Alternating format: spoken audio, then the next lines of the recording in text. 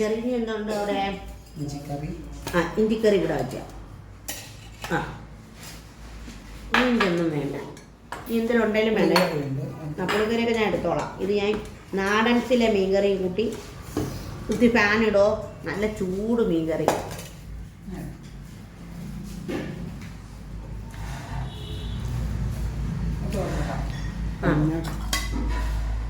കൊള്ളാം, നല്ലത്.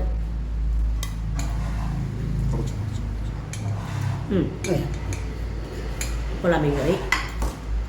ഇത് എനിക്ക് പുളിക്കറി ഒഴിച്ച് തരും. പുളിക്കറി.